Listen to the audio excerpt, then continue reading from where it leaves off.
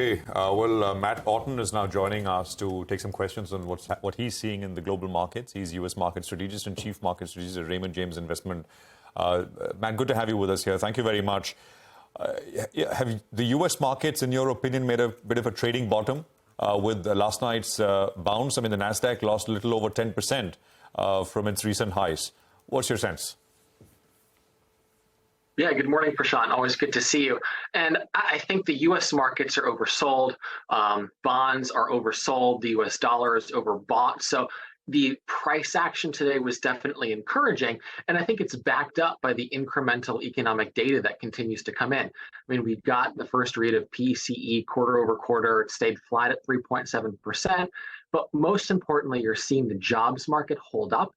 And that's really, really important for keeping this good enough economic narrative in place to support, a landing of some sort in the U.S., but also that earnings can continue to improve. So it's been a long time since I've been willing to buy a dip in the U.S. market, but I think we're finally getting to that point because we're heading into earnings season. We're going to have the ability for idiosyncratic catalysts to allow stocks to outperform.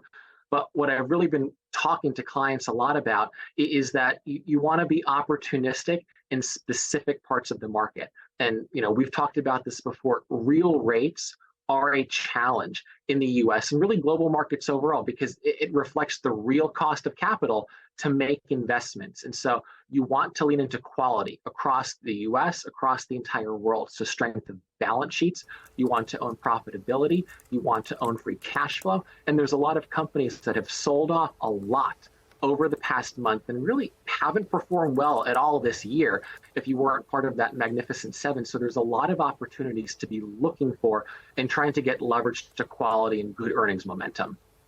Okay, so what about the Indian markets, Matt? How are you feeling about that now? Because there's a bit of trepidation around this, lifetime highs for India. What do you think the reason for that could be, and how are you looking at it for the rest of the year? Yes, Sonia, I think investors naturally get nervous in an environment like this where India has been an outperformer relative to a lot of parts of the world that have been laggards. But what I would remind investors and what I've been talking to clients a lot about is that India, and I'd say the exceptionalism of the Indian market, is a durable long-term secular growth trend. And we've talked about this a lot and why I don't like China. And a lot of the problems that China has right now with respect to companies looking for opportunities to move infrastructure, to move supply chains. India's been a big beneficiary of that, and I think you're going to continue to see multinational companies from around the world make large infrastructure investments in India, and I think there's legs to that. And so what has been encouraging about the Indian market this year is the breadth overall. You've seen, banks worked earlier this year. You've seen tech start to catch up over the past couple of months. You've seen discretionary auto components are working, industrials are working. You've seen some strength in healthcare. So there's a lot of pockets of the market that have worked, and that stands in contrast to many markets around the rest of the world. And so that gives me hope, and it's one of the key reasons why India is, I think, my most preferred market from a global allocation perspective outside of the U.S. All right. Hi, Matt. Good morning. Matt, I wanted to ask you about how you're reading this data point. The Fed keeps talking about inflation rates going up, and there is also talk that there is likely to be a recession. But oil prices are behaving anything like that.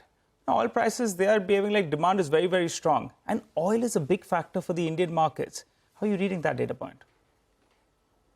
It is. Oil is definitely a challenge, and I think it's a challenge for smaller companies as well. But the strength of oil, especially in the face of a stronger U.S. dollar, I think you can add that to the anomalies that you just listed.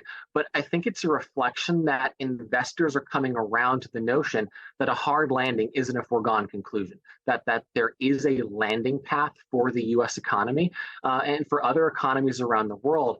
And on top of that, you add issues with supply constraints. You've got geopolitical tensions between Russia and Ukraine. And so you basically have a lack of supply and demand that has remained stronger than a lot of people thought. And so that's one of the key reasons why I've been favorable on the energy sector for the past few months, because you have supported oil prices coupled with companies that are trading incredibly cheap relative to their historical valuations, where you're past the worst comps and you have positive correlation to increasing real rates. So energy as an investment opportunity looks attractive, but I think India and the place it sits between Russia and global supply, its ability to navigate these higher oil prices is a little better than other emerging markets. And so again, that's why when I look at the emerging market complex, India is a country that I think stands out with its ability to weather some of these higher prices. And I think investors have also baked in to a lot of their earnings forecasts already higher oil prices for now. So at least at these levels, I don't think it's a concern longer term for investment opportunities. All right, we leave it at that, Matt. Thanks a lot for joining in and giving us your thoughts. That's the word coming in on the global markets. Let's